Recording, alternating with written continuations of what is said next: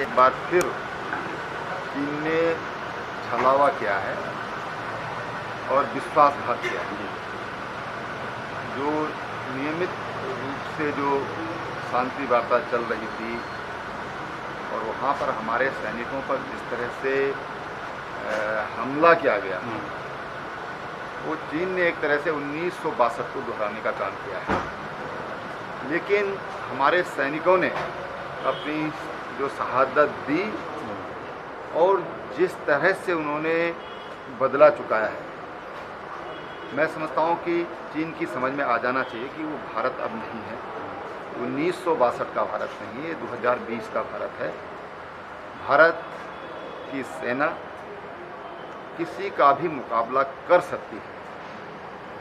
चीन की गलतफहमी दूर होनी चाहिए जी। और हैं और क्या आपकी तरफ से बात हुई? देखिए, कल बातचीत में हमारा वो नहीं था। हर बार कुछ मुख्यमंत्रियों के साथ बातचीत होती है और कल तो मात्र 2 घंटे की ये निशी थी। लेकिन हमने जो भी काम किए हैं इस दौरान, चाहे आर्थिक गतिविधियों के संचालन की दृष्टि होगी या कोविड को लेकर क्या काम किया होगा, उसकी जानकारी हम लोगों ने माननीय प्रधानमंत्री जी को पहले ही। मुख्यमंत्री जी, इस दौरान देखिए, हम इस मामले में बहुत एडवांस चल रहे हैं। उत्तराखंड सरकार ने पहले ही, मेरे ख्याल से देश का पहला राज्य होगा जहां पर मुख्यमंत्री स्वरोजगार योजना प्रारंभ की है और जिसका काम भी प्रारंभ हो गया है। उसमें तमाम जो प्रोजेक्ट हैं वो बनकर तैयार होकर संबंधित विभागों में पहुंचे भी हैं और बड़ा उत्साह भी लोगों ने दिखाया है। जो आत्मनिर्भर भारत का जो परिकल्पना माननीय प्रधानमंत्री जी की है, उस योजना के तहत लगभग 300 करोड़ से ज़्यादा के कार्य हमारे अभी तक स्वीकृत हुए हैं।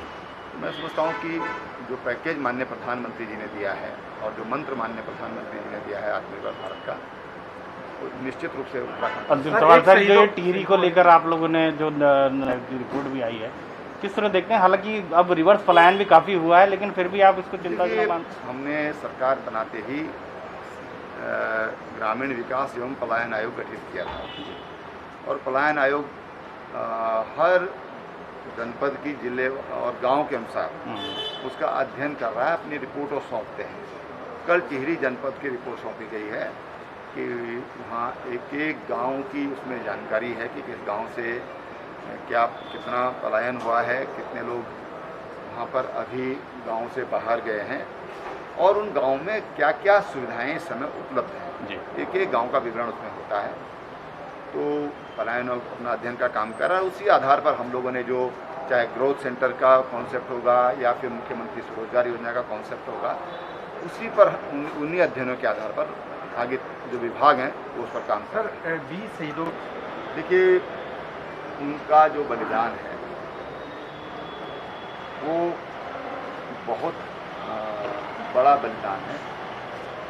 जिस तरह से हमारे सैनिकों ने वहाँ पर, वो निहत्थे थे तो बातचीत करने के लिए गए थे, किसी तरह के उनके हाथ में डंडा भी नहीं था और उनको ये उम्मीद भी नहीं थी कि ऐसा कुछ चीन की तरफ से ऐसा धोखा होगा।